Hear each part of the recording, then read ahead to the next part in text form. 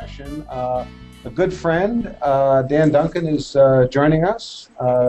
Dan, welcome. Good. Welcome. Thank you. Welcome back. Thank you very much, and it's a pleasure to be here.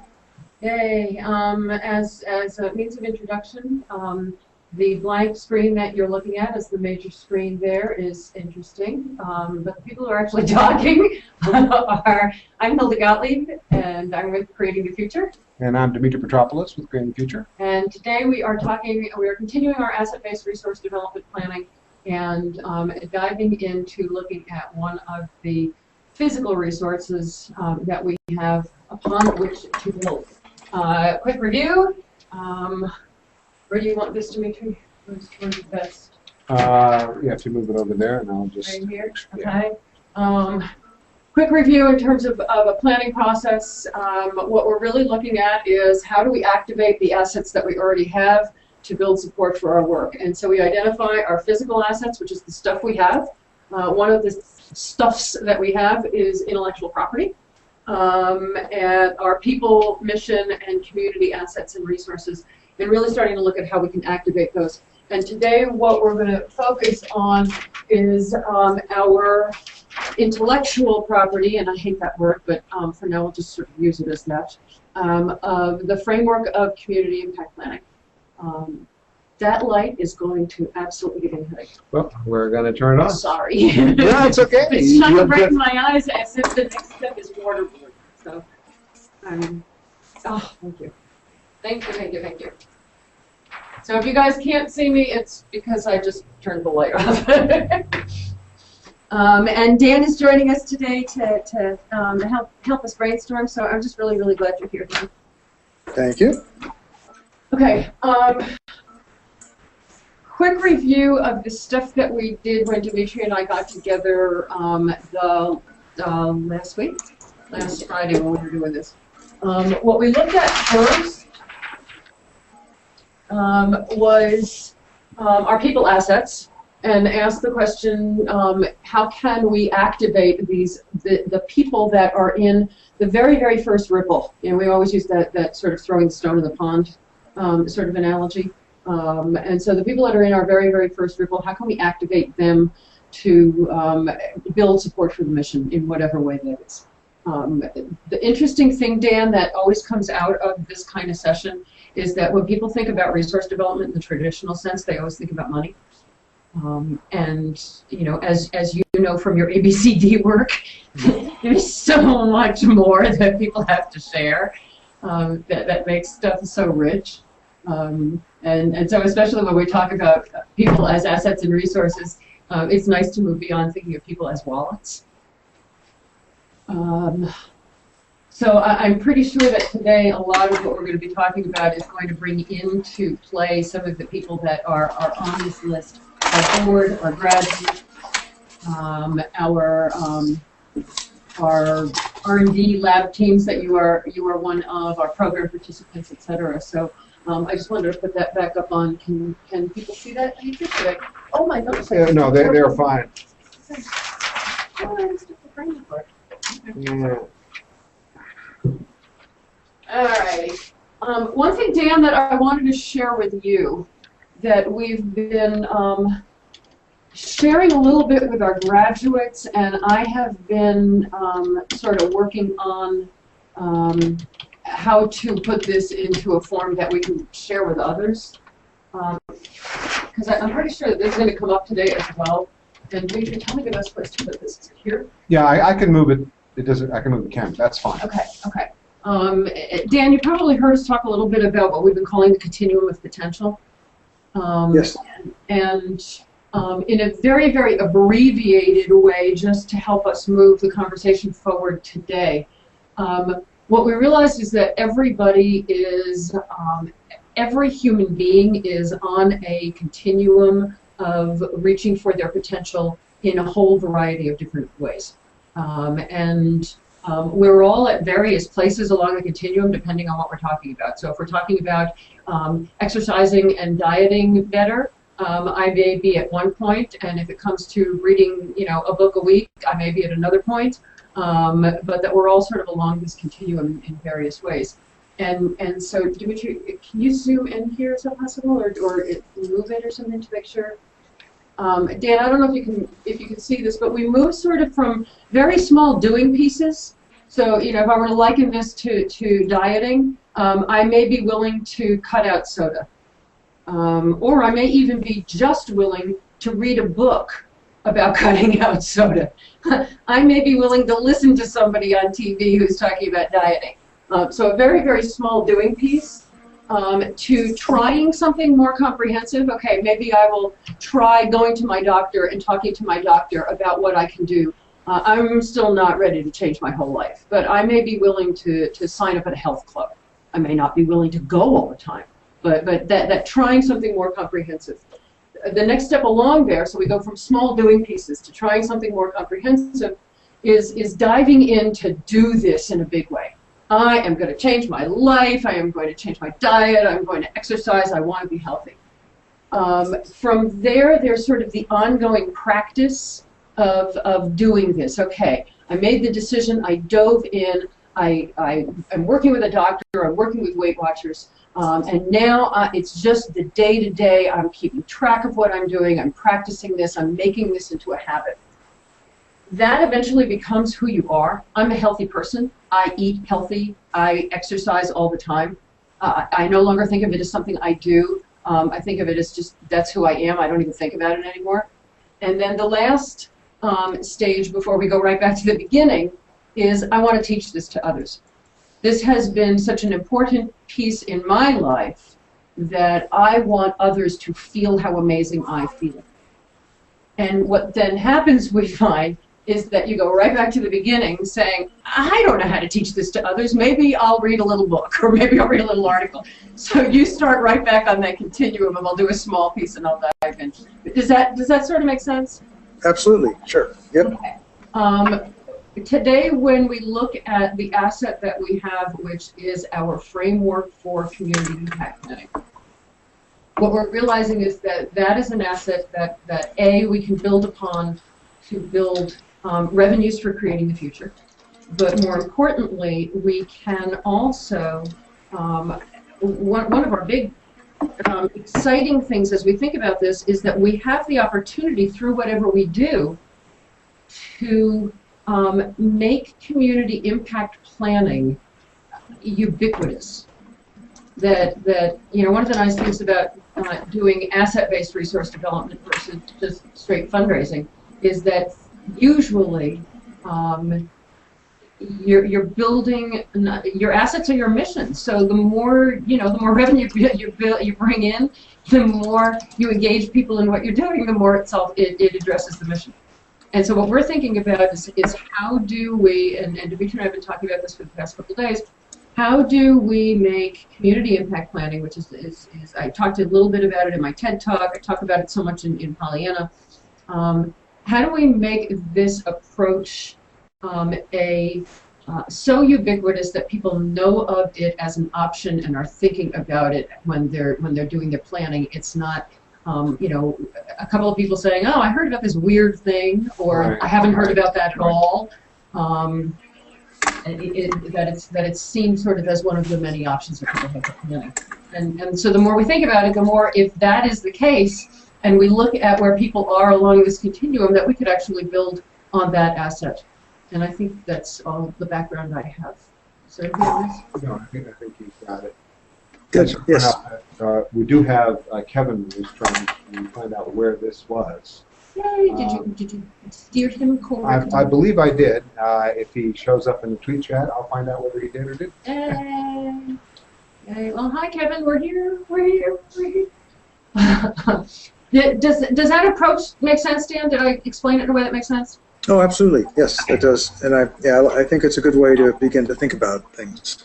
Cool. Because I absolutely think that's particularly the last step. I want to teach others, because that's when you become a prophet around you're so excited about it. Yeah, and the fun part for us again is that if by you sort of counter it with the ridiculous golf tournament and gala, which have absolutely nothing to do with anything, but they raise a lot of money, versus if you can develop your resources based on what you have and accomplishing the mission. You know, it doesn't always have to be, as people say, well, does that mean we have to charge for our programs or charge more for our programs? It's like, no, let's rip this apart and see what happens. So, okay, so we have this framework of community impact planning. And I just figured let's just, you know, do the proverbial throw stuff on the wall and see what sticks. What ideas come up in terms of, I can't believe I'm wrecking the frame here, Dimitri. It's only been up here for 10 years. I know. And I'm wrecking. I know. You're just sticking stuff to it. I You shouldn't do that. Sticking to it. Some ideas that we've already had. You know, there's obviously teaching a workshop, and so there's everything. There's that range from doing, okay, so how to build upon community impact planning, and sort of the dual goal of it can raise revenues and it can most specifically raise awareness of this is not.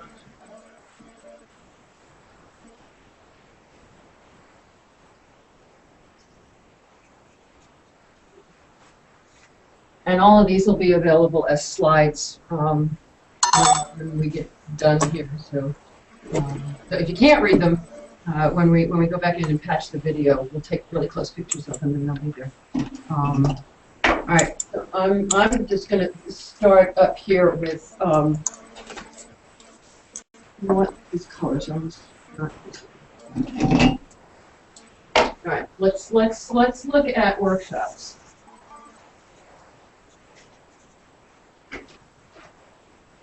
Ideas about workshops and yeah. Well, we were talking about both live and online workshops. So we're looking at Live in communities. Right. So that would mean In person, I guess. Is in person. Live instead of dead. Yes. Yeah. Or how about on-site? On site. In real life. Not dead. By the way, Kevin said that he's there and that you look quite glamorous in the web, and so Nancy's there too. Well, what I really appreciate, I just noticed, by the way, on the top of my Google Plus Hangout thing, it says the on-air, the resource development, community impact planning. You know, it gets truncated, so it gets community impact planning as an S. I'll try not to turn around very much. We'll keep the camera up high. Keep it up high. Yeah, raised up. I'm blushing already. Okay. So if there's live, not dead, on-site, in real life workshops in communities, this might be something that our grads can do. They can teach it because they've learned it. Mm-hmm. Mm-hmm.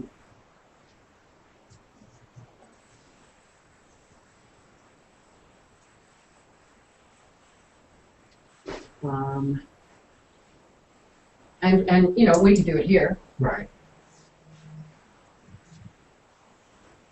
And both here and in other communities. I mean, It depends. It depends on the community. Depends who's there. Depends on. Someplace where we wouldn't have graduates. Right. Okay. Right. Okay. Right. Okay. Right. Okay. Well, but then they could do it too in places where there's no. Well, and what I'm thinking is, what if we were looking at a much larger kind of program? Hang on. I want to do this one first. So let's. Okay. So you know both, and other communities. I'm going to put. So I want to first look at, so this could be a half day, Mm-hmm. it could be a full day, it could be, you know, we've done those 1 hour intro things, you know, maybe a lunchtime thing.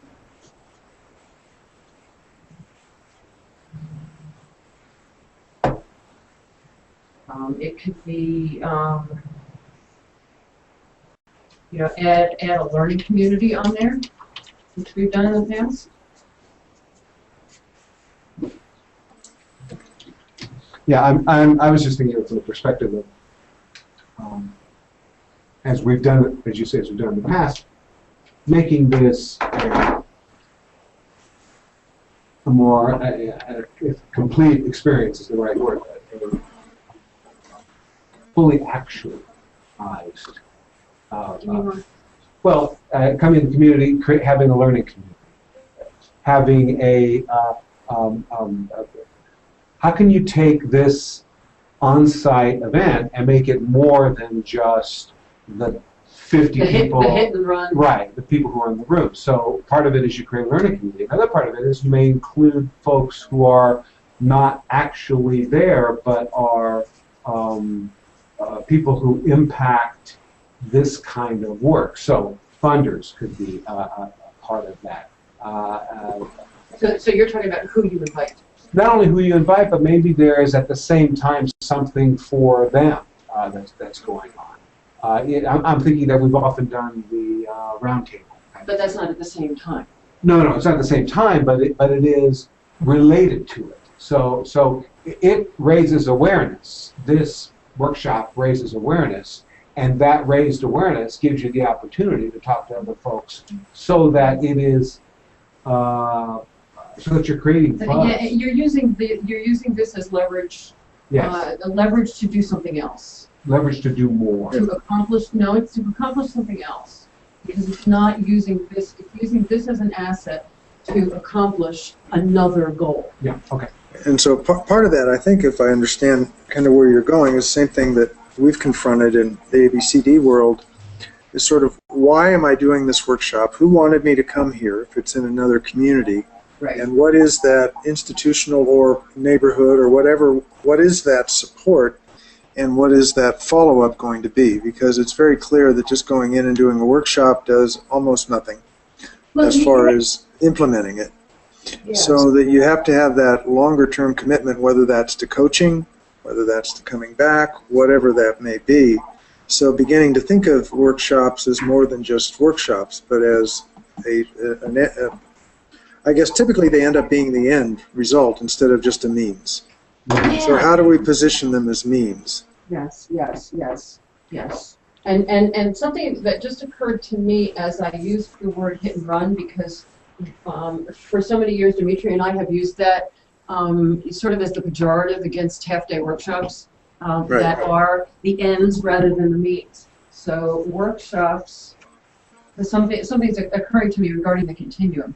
Workshops as means versus ends. I like that. I like that a lot. And that allows you to leverage it to do something that you're thinking about, which really isn't about community impact planning, but it's about something else.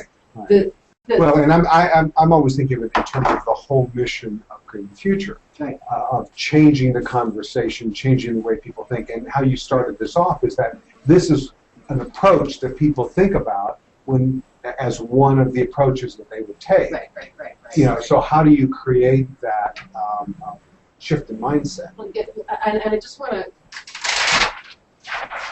Also, Kevin tweeted, and it was a question: have you explored any learning management systems as tools for doing these ongoing as virtually? Give me more, Kevin. Type away. I want to know. I want to know more. Here's a thought that's occurring to me while Kevin is typing. The thinking of the hit and run workshops being ineffective when they are the ends versus the means. I had never really, because the continuum thinking is so new for us, Mm-hmm. I had never really thought about it in terms of sometimes that's all somebody's ready for. Mm-hmm. And we have realized it. And when we see that as one of many things that we offer, so that if somebody's ready to make it something that they want to do as an ongoing practice, or they want to dive in and learn more, or they want to be part of a learning community, that if we can make something available at every point along that continuum, then that whole concept of a half-day workshop is a waste of time, because it doesn't change anything. It doesn't have to change anything. It needs to open your mind to be ready for the next point that you're ready to walk into. Mm-hmm. Which still puts it in a continuum And yeah, of there is a next Right, thing, right, and there is a next thing related to this. yeah. No, Yeah. this is really exciting for me, because this is Yeah. really sort of flipping my So- brain. So what this potentially does is, again, if you do a workshop with 25 people, a hit and run workshop, there may be one or two folks that sort of get it to the point that they'd like to begin the journey. Right, right. And right. that may be an okay of enough end, actually, if you're doing that. So the objective shouldn't be, okay, we're going to do this one workshop and change the future, Right, right. but we are going to recruit people to begin the continuum journey, if I can use that frame. Yeah.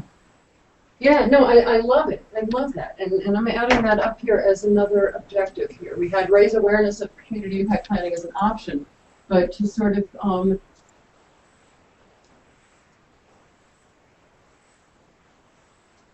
bring people along the journey of the continuum of their own potential. Ah, I love this. I love this.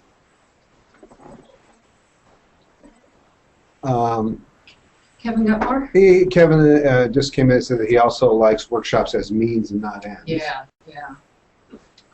And so does. And so does Nancy. And so does Nancy. I know. I know. The same thinking here then can be, instead of the non-dead live workshops, we could have the non-dead online workshops.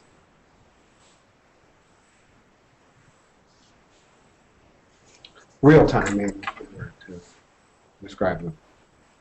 You know, webinars, however you want to call them. Well, real time as opposed to recorded. Because I think there are differences there. Example being the continuum class we're doing now, which, though it has a recorded component, Yeah, I'm thinking. has a real time. I think the real value comes in the real time part. Well,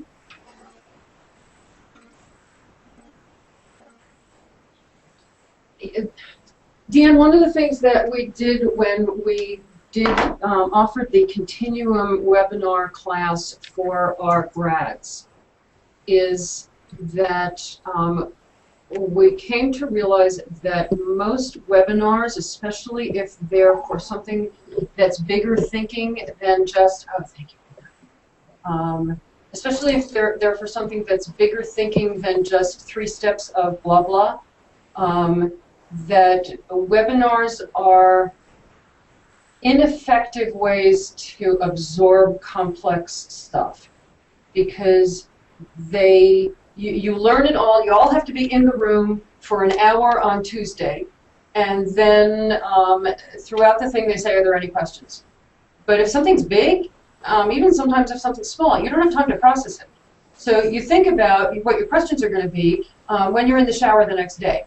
And so what we did with the Continuum class is we tried something different, which was we recorded and put on DVD what would have been on the webinar and sent it to people.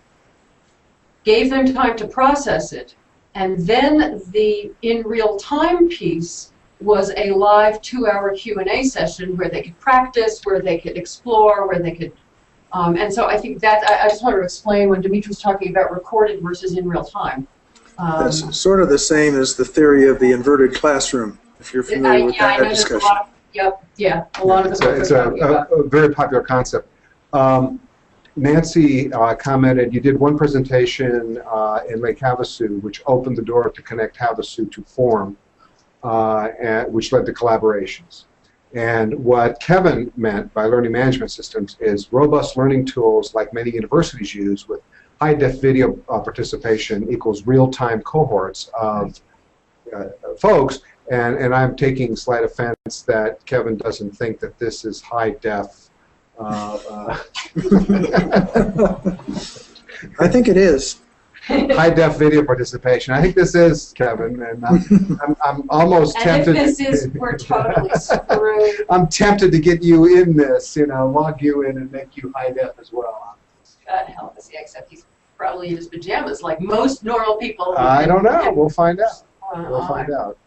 So is that more on like the tech side? Is that more on the like Blackboard-esque sort of side of the tools that make that available? I think, and Kevin went on to say, let me go back and catch it, real-time cohorts of learning communities, each with its own sponsor, coach, facilitator that's working through it with them, and it's more scalable. Okay. So what we're talking about then is doing stuff online. So Right. let's look at the ability to let's talk about what he's bringing up. Yes. So if we were to do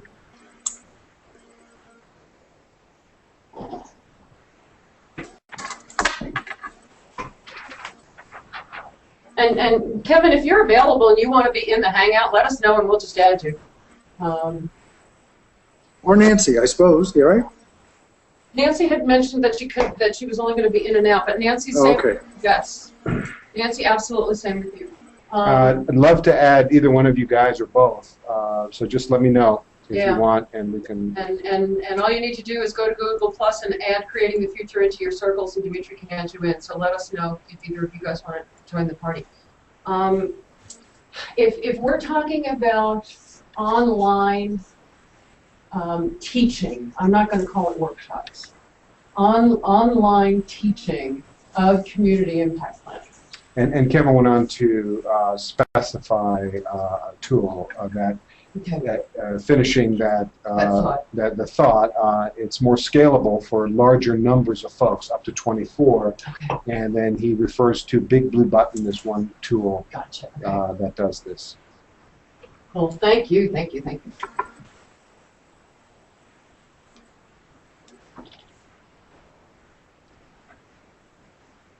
So again, with the online teaching, it could be anywhere from just a 1 hour intro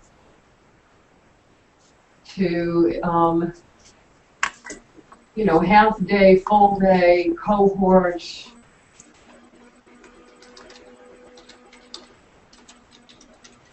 It could be week long or weeks long.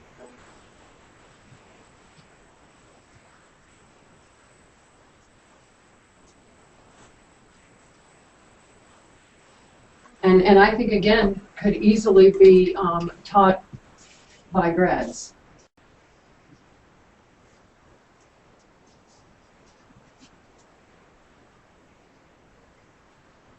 I think one of the things, just as an aside, that brings up is having ways, and I know that as Gail and I have been talking about doing the faculty, what we've been calling the faculty level, is having ways of ensuring that folks are qualified to teach on behalf of Creating the Future. Yeah.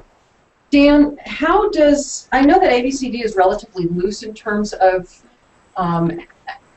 its faculty and how they ensure that people are qualified to teach on their behalf. That's a great question, and it's been significantly debated over the years, and where it's always come down is because we believe that everyone has gifts and skills and abilities, we can't put an artificial certification on top of this, Right. because neighborhood folks are doing it every day in their lives. Right. So in the ABCD world, we've decided not to do that, which is one of the reasons that although the other thing they did is said we're not going to add to the faculty. So the 30 people they put at first, that's it. There are no new faculty members. What we did create, though, recently, a couple of years ago, were the fellows, which was because all the faculty are getting very gray-haired. So we created fellows for younger folks to become involved in this effort. But we really haven't gone down that road. It's just because, and I'm not because the other thing is John and Jody are not into creating a empire of people either. Yeah, and we've gone like in a million different directions with it. We've gone back and forth. We've been very reluctant to quote unquote certify for similar reasons based on values. Yep. That being said, we have this is not about monument and institution building. We have a mission to change how social change work is done in the next 10 years. Right. And the only way you do that is to get out there and spread this.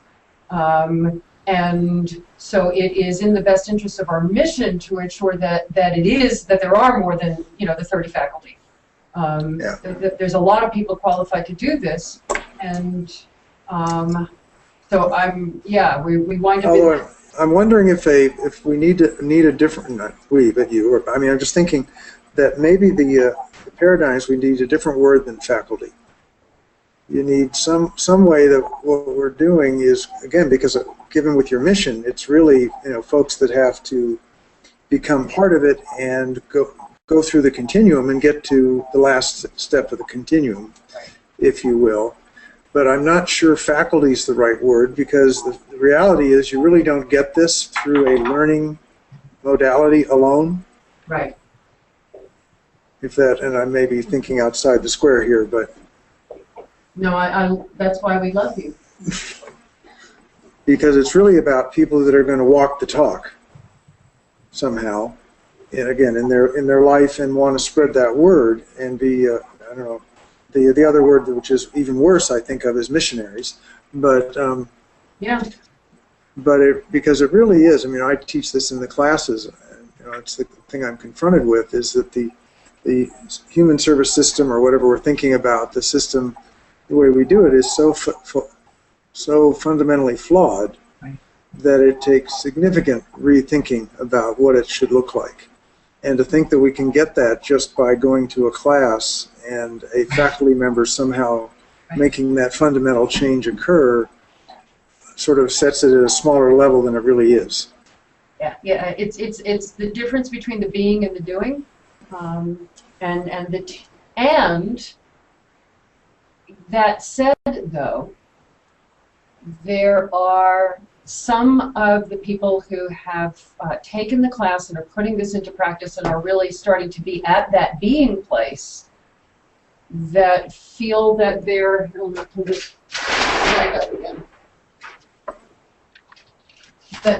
ready to teach something very, very small, maybe do a blog post on community impact planning. Because they don't feel that they've done it enough to actually go out and teach it.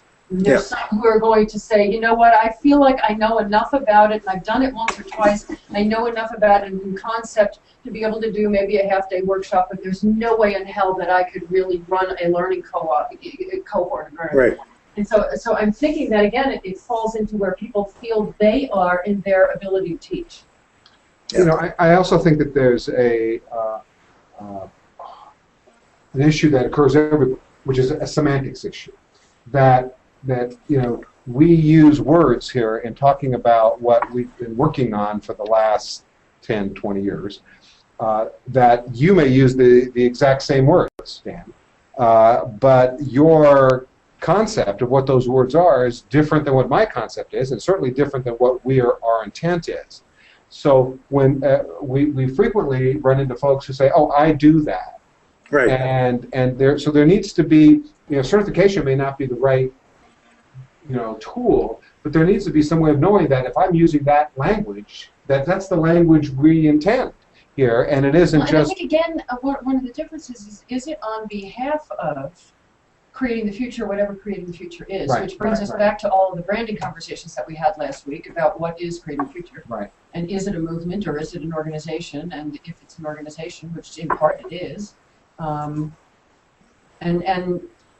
that I'm going to table that whole piece for one of the big pieces that is probably going to come up when we have the quote faculty discussion, and Gail is spearheading that. But I've written it down, Dan, because I think it's really how different organizations, based on what they want to accomplish and what talk they want to walk, I think is a big piece of what we need to really be looking at as we figure this out. Kevin commented that he understands the issues around certification and wondering how to multiply the human resources to help grow reach. Right. And so that's, I mean, that's why I want to take all of that and table it under the, Gail is about to spearhead that effort, A, and B, under the big heading of all of this teaching that we're talking about with community impact planning, our grads can do. Right. In some way. If they've learned it and put it into practice, they can do the teaching, and we'll figure out the details later. Yeah, that But I do, Dimitri's comments about language and definitions, I think, is critical, and really, I just want to highlight that's one of the dilemmas we have, really, in the system as well, is no common language. Yep. Oh, yeah. Maybe you know that. I mean, you've dealt with that all the time, but that really is critical. But I think also,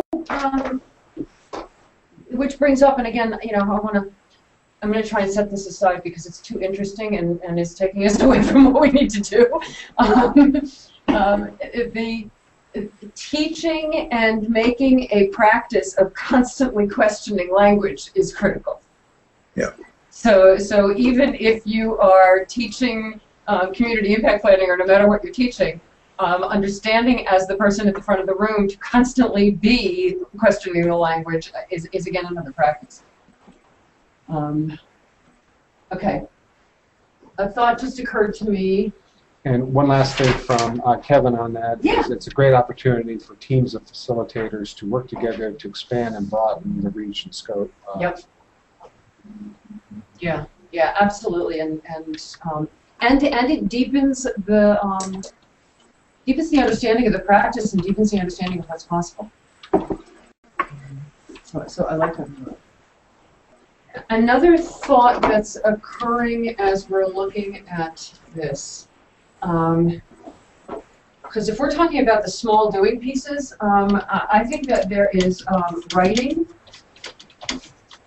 that, again, both us and our grads, it could be a blog post, it could be at our blogs, it could be at their blogs, I'll put grads' blogs. It can be for journals and magazines. And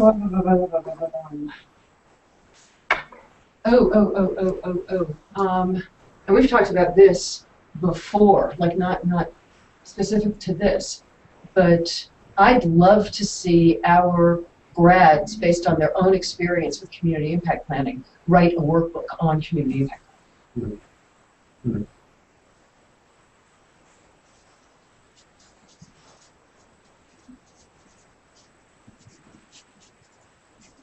Individually or in groups? As a group. Oh, okay. Published by Creating the Future as a collaborative effort of our graduates. Yeah. I think that'd be very cool.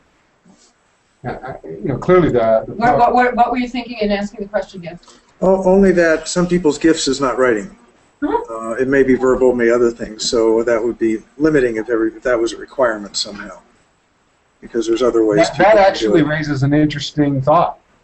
How do you capture this on all different levels?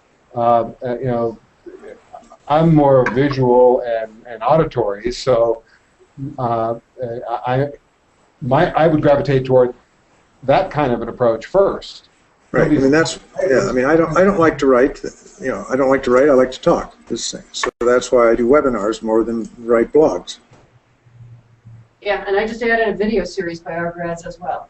Yeah. Perfect. Thank you. Yeah.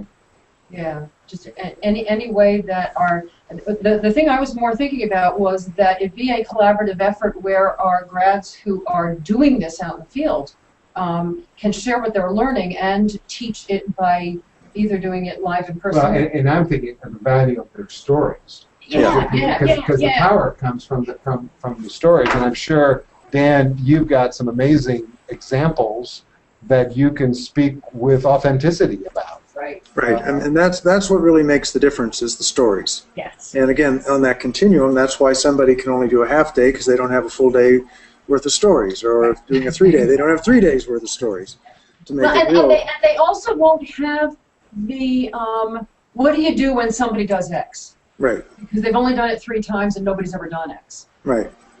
You know, you look at somebody like Gail who has done this so much, Right. that she knows what you do when somebody does Right, X. right. Yeah. Because that's actually come up for her. But in somebody else who maybe just took the class, you know, 2 months ago, 3 months ago, they won't have had that. Yeah. Kevin has an interesting post now. To say. Is this getting too far into Into the weeds? implementation and resource development focus. Yeah, I don't know. Let's come back up. We're looking at. We're gonna give. You know, here's what happens, Kevin, and it's the stuff that we find when we facilitate. People naturally go into the weeds, and then you bring them back out. And we naturally go into the weeds, and so as we started to look at the faculty, you watched me do the same thing. We got down there, and then you start to say, okay, we've all played in this. We're going to put it in the parking lot or in the car park, and then pull it back out. So it's that balance. That's how we live our lives.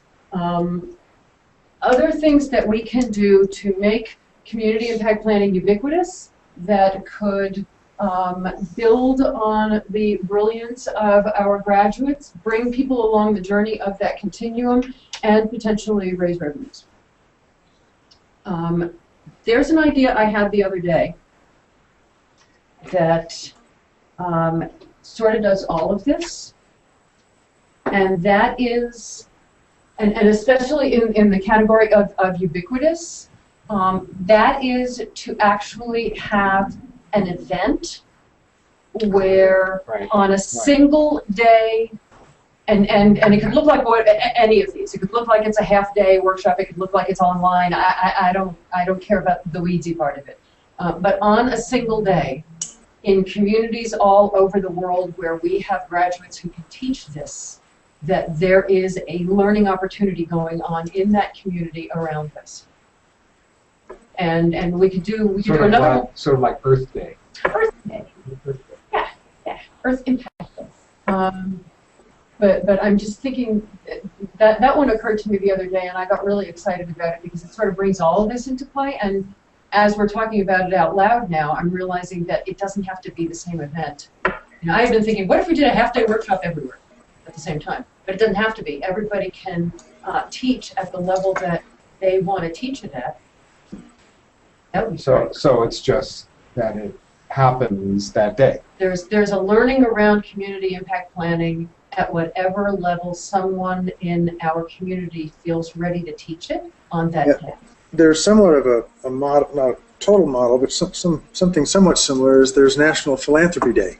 And National Philanthropy Day across the country, different foundations and other philanthropy organizations in communities put on lunches, dinners, workshops, Do it their own way. a whole host of things, Yeah. but under that banner of National Philanthropy Day. Yep. And we could call it Global Impact Planning Day.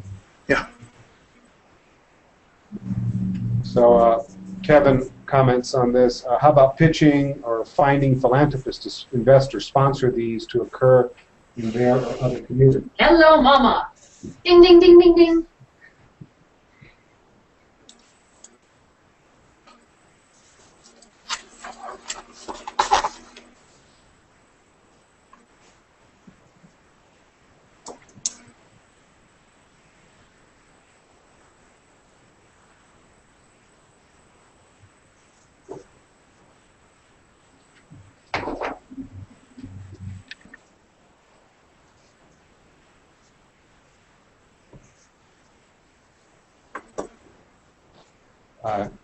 Kevin also goes on that he loves the idea of global community impact planning happening somewhere in all 24 hours of the day. So Kevin, that's sort of like the fact that New Year's Eve happens in a floating, and someone was saying it's not The 24. ball is always The dropping. ball is always dropping. Happens somewhere in the course of that day. I love this.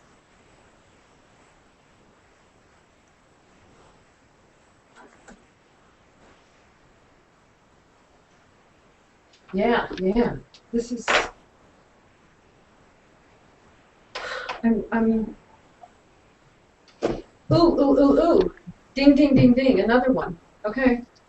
I love this continuum. It sparks stuff. And the thing it's sparking for me right now is that I am pretty sure, and I could be making this up, but we'll find out by just asking a single question to the listener, that at this level up here where our graduates are putting it into practice and they every once in a while come online with questions where they're either uncomfortable or they're reaching a snag or something, that there's, for lack of a better word, training or education at this end of the spectrum for the people who've already learned it, for our graduates who want to teach it. I'm not comfortable teaching it yet. Right. I've done it once or twice, but I'm not comfortable teaching it yet. There's the opportunity to go deeper.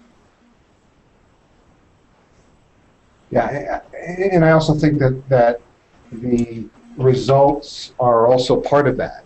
And by that I mean that there are folks who have a history of practice in doing this, and that history gives them a different level of result in their interaction with the community and the community's ability to use the information that they have. Sort of going back and addressing using the same language but meaning something different, that there are folks who have been doing this enough that they have, as you said earlier, they have the answers to certain questions.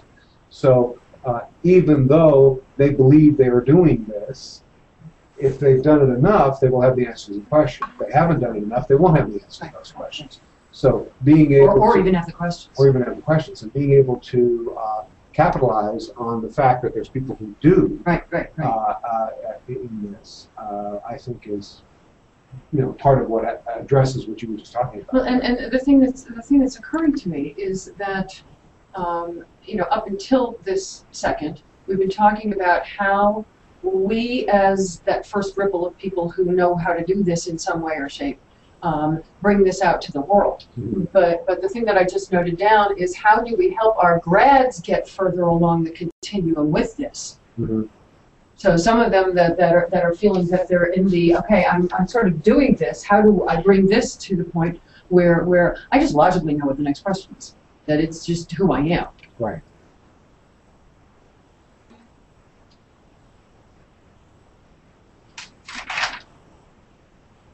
What are small pieces that if somebody's ready for small pieces?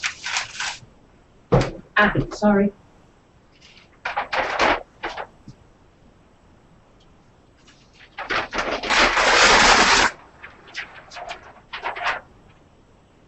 Let's do this in a different way. Let's ask.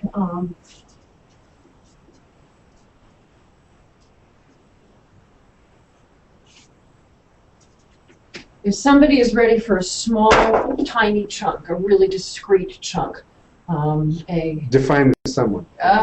Somebody wants to learn about community impact planning, or chances are they are the person that would be wanting to learn about strategic planning for nonprofits, quote unquote, or strategic planning for social entrepreneurs.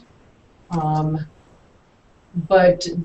they're just, they're at those early stages of, I just need X. Okay. What would fill in that blank? I just need to read about it. I can do it myself. I can. Well, you had touched upon it before. Articles, podcasts for the audio, maybe even video, maybe some kind of tool technique or something, some kind of kit or something that gives them Yeah, I think materials. that's going to be more at the trying something level. So Well, I'm going to put down here. I was thinking that there could be different sort of levels of it. That there's a very simple thing that they could do that gives them. I'm addressing the tactile learners. They need to hold something in their hand when they're doing it. So a kit, or I'm using kit/workbook. And when I say workbook, I really am thinking about forms and something like that. What comes to my mind is something like a lifeless journey. Not. It's a form. It's a form. It has a process that goes with it. It's more than just a form. So there's an activity, which is the question That reinforces the thought process. That reinforces the thought process, the tool that they do, and then the end result, which is, wow, look at all the people I didn't know I knew. Okay. So that leads them into wanting to try something more comprehensive now that I have all these people. Right, but it's powerful yet simple. So it doesn't require deep investment, yet it generates. And what that head exploding. I hope Nancy's there. Nancy, my head is exploding.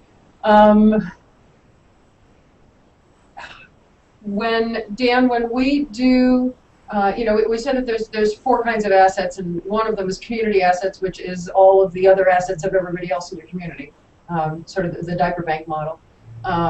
There's people assets, and there's mission assets, and there's physical assets, and where community impact planning as a framework is a thing we have that we can build off of, which we're talking about right now. There's also the way we discern mission assets is we flow chart out what a program is. So what we're going to start doing tomorrow, for example, is we're going to start ripping apart the immersion course, which is a piece of our mission. It's a program that we do. And we'll literally do boxes and arrows and boxes and arrows of this happens and this happens and this happens. And what we find when we do that is that there's all kinds of opportunities in each of those pieces. This is both of those things. Because if we look at community impact planning as the process of it, and we were to flow chart it out, there's a worksheet and a piece in all. So there's worksheets for, we've got them in the immersion work. Right. There's worksheets for teaching how to do vision, worksheets for teaching how to do how to elicit the various questions along the way, how to ask 10 questions that will lead you to X. But I think that breaking down that program, that asset, that thing in all of its pieces is going to give us worksheets. Right, and I think it reinforces the idea that this is not something that is beyond their capability, and yet it yields big results.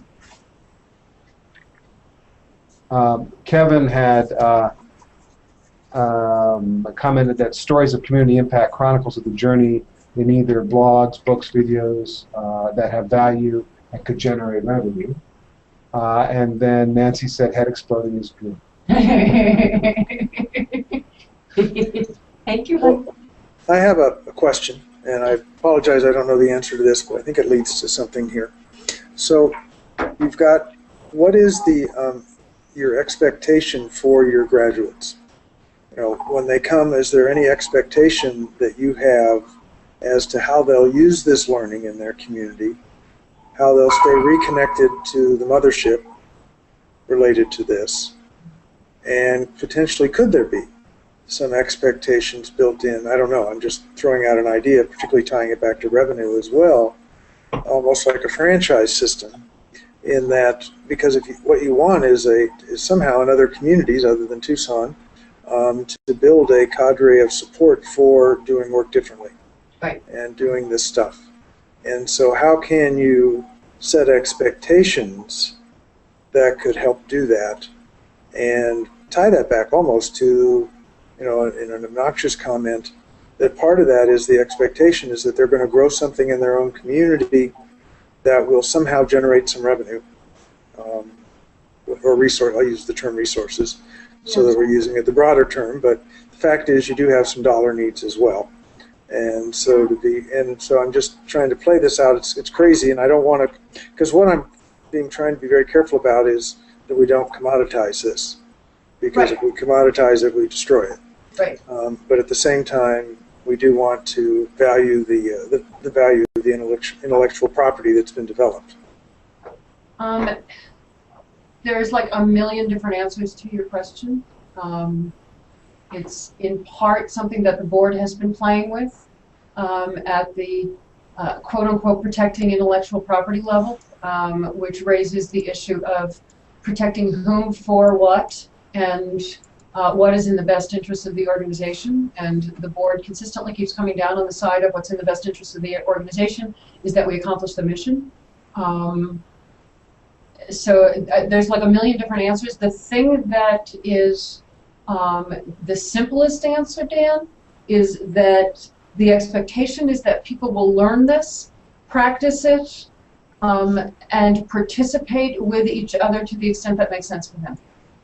And spread the mission, spread the gospel, so to speak, to the extent that makes sense for them. And that's the trusting the wisdom in the room part of our value system. That people will, and what has been neat is that almost everyone that's ever taken the class is somehow connected to the community.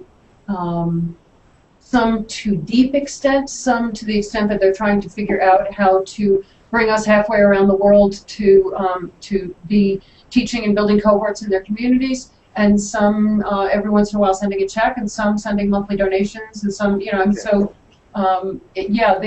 real, it comes back to just as we do, you were talking about with ABCD walking the talk. For us, it's really a matter of walking the talk of everybody sort of rises to their own, the wisdoms in the room. Mm-hmm. Yeah. Yeah. And that's been brilliant. It's brought out way more gifts than if you have an expectation and you say, okay, here's what we expect. People, as you know, exceed everybody else's expectations when they're given their own freedom. I think part of what also has happened here is that a nurturing, supportive environment has been created. So part of the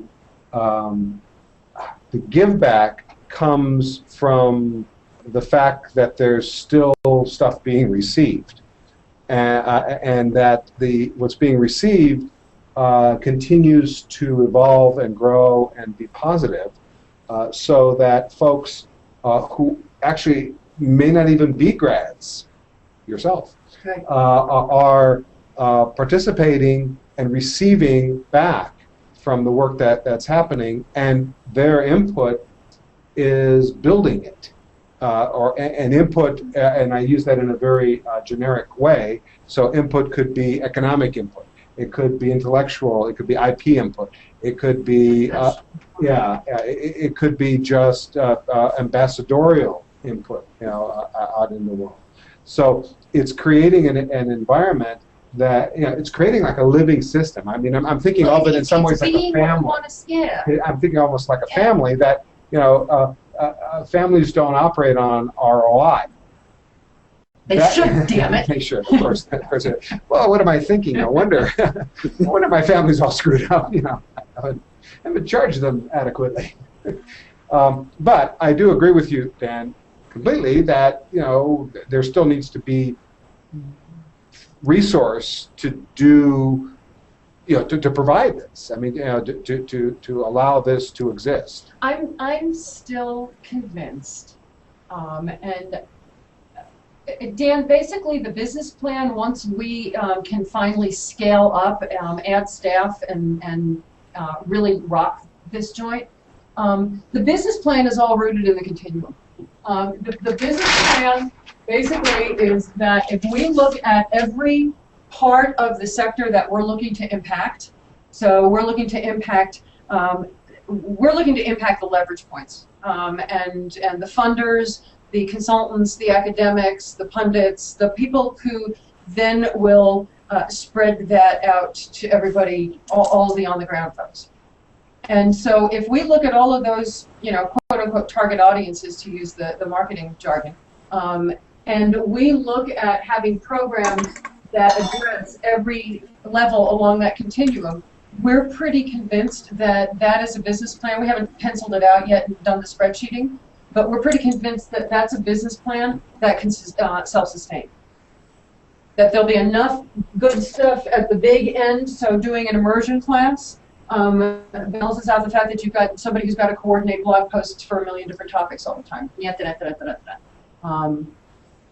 penciled it out yet, but every time we look at it, and I'm convinced that we can do that in the next week or so when we finish up this sort of abridged version of the resource development planning, just to get us through the next year.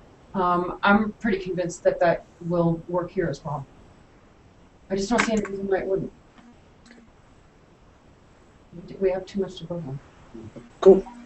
Is there anything, and Nancy and Kevin, you guys too, is there anything that we missed in terms of using community impact planning as a, let's keep doing this for just a little bit longer here. I want to keep asking this question. For people who are looking to try something more comprehensive, what can work for them? We would worksheets combined into a whole system. They can play with. So that's really the kit and workbook kind of thing. There's workshops. So now we're talking about either in real life or online, but doing something that's I'd like to learn more about that. Mm-hmm. Mm-hmm. A few hours. I'd really like to play with that.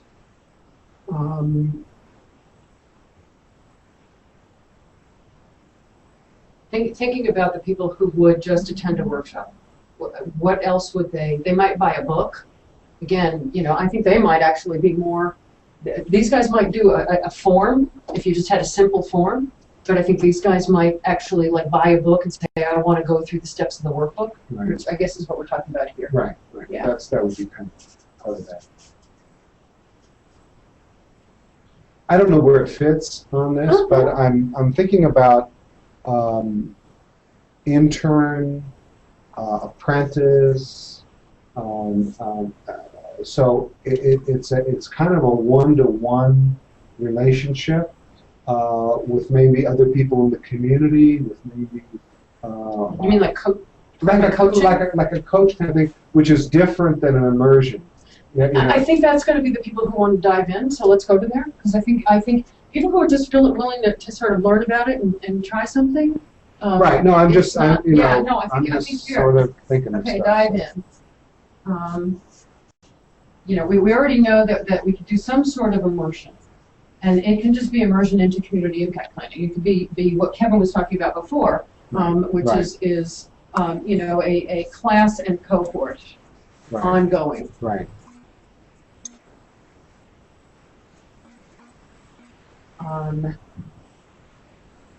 But then there is, coaching, what you were talking about. Right.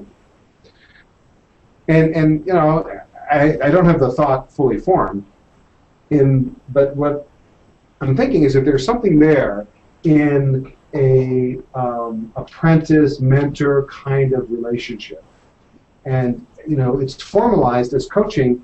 But the story I was telling you when I was a little kid and I used to work for my neighbor, all the things that I learned from him was, the fact that I worked for him was almost irrelevant. It really was a kind of a mentor relationship. Right. And he wasn't really coaching me to do anything specific as much as he was mentoring me on just sort of life things that are going on. So that He was mentoring you on how to think like a mechanic. Right. And the end result for him was that he was getting some work done. Right. right. But to me, it was, okay, I have a comfort level with tools, I have a comfort level with not worrying about messing up. And that's, that was a big lesson. The watchword. So Dan, we have a watchword in our classes that by about day 3 of the class, and everybody's head is about to explode, because really what we do in the immersion classes is you're sort of rewiring how you think, and you're coming at things from a different direction of what it makes possible, and it's a different way of thinking. And by about day 3, everybody's heads feel like they're about to explode, and they're so afraid of doing things out of sequence and as if this is like so, I mean, it's just like ABCD. This is a way of thinking. This is not a you do step A, then you do step B, and then step C. But when people are learning a new way of thinking, they first learn how to do. And so they're so afraid. And we get to about day 3, and I sit everybody down and I say, there is a 5-word watchword that you must remember that will guide you in everything you're about to do. They all sit down with their pens and their pads, and they're like all so ready. And I say, okay, you guys ready? And they're like ready to write it down. And here's the 5 words. You can't f this up. I like it. That's right. And so that is every once in a while, if you see on the listserv people saying, and as Hilti taught us, Yes. you can't f this up. And in the final version of this, that will be bleed. So. No, it's going to say, you can't f this up. You can? Not too bad. So, yeah. The thought that's occurring to me all along here is that that one of the goals that we didn't really talk about that becomes obvious that this whole process will make possible is that this will give our grads an opportunity to go deeper into their learning and understanding, their practice, make them better teachers, and will mean revenue for them. Mm-hmm. Mm-hmm. Yes. And that's where this is all going for me. And then the ongoing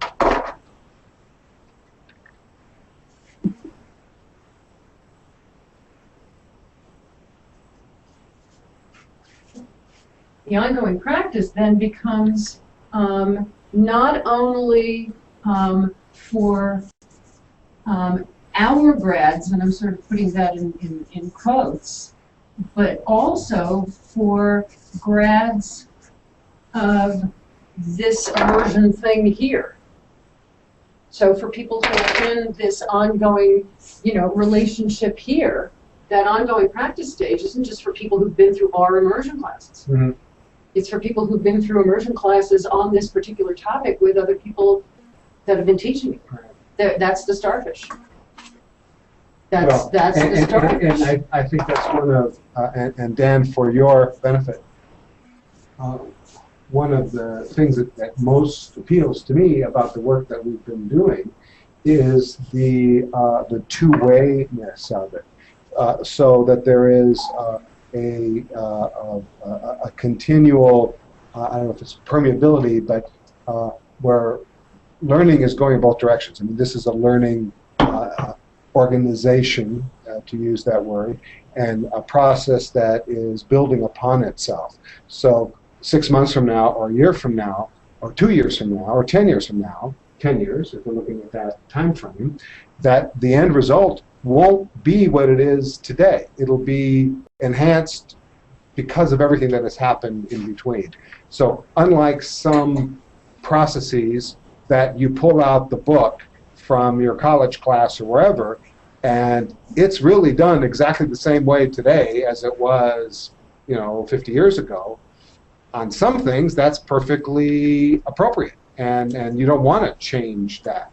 But on other things, there is an opportunity for them to be informed by the learning of the people who are doing it, and that's what I see this, and that's what we've been working on, is how do we have the work that we're doing be continually informed and improved and changed, modified by the work that the people who are practicing are doing. Yeah, so if you've created a learning community, you can't bleep it up. exactly. I noticed cleaned it that. up I cleaned it up for you initially. Yeah, I noticed that you pre-bleep yours. Yes. It was hard to, but I did. I'll add color for. What we'll do, Dan, is we'll bleep out your bleep and put in the real word. Oh, perfect. Yeah. I'm in sort of wrapping up what we have been brainstorming today and taking some of what we did here and putting it into the continuum. I added that for people who are looking at sort of ongoing practice and moving from the doing to the being.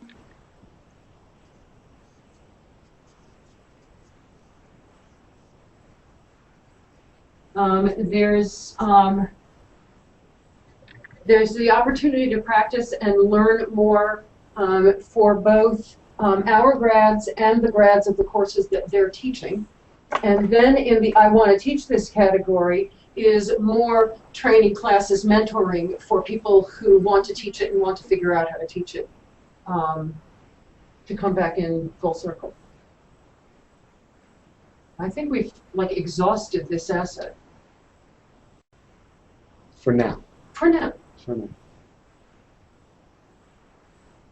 Yay! Yay. So, totally unrelated aside, I have a little program I've been playing with on my phone, which is sort of a Siri-like program. This is for an Android phone. And it's in the beta stage or whatever, and one of the things that you can do with it is you tell it what to call you. So you basically tell the program, call me X. So I could say, call me Dimitri, or call me... And so when it comes on, it says, Dimitri, Great. what would you like, Dimitri? Yeah, what would you like? And I was showing this to my kid the other day, and I said, well, look, I'm going to have it call me Oh Exalted One. So when it comes on, it'll say, how may I help you, Oh Exalted One? But it has the typical translation-related issues. So it heard Oh Exhausted One. So every time it would come on, and I left it on for a week or two because I just thought it was so funny, because every time it come on, it says, how may I help you, Oh Exhausted One? Oh, I like that. So what is the program, since I have an Android? It's called Utter. U-T-T-E-R. Utter. Oh, okay. And it's in beta right now, but it is a lot of fun to play. Oh, cool. You can make Yeah. up all kinds of things. Yeah. So next steps, just so that you know, Dan, is we're going to be looking at all the stuff we came up with for our people, assets, and resources. Looking at all the stuff we came up with today, all the ideas, sort of expanding on them. So what could this be? What could it mean? Etc. And then matrixing those.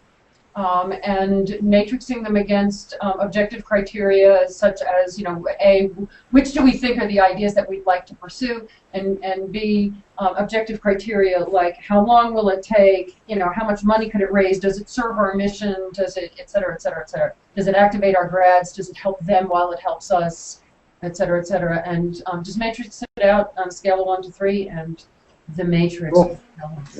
Yeah.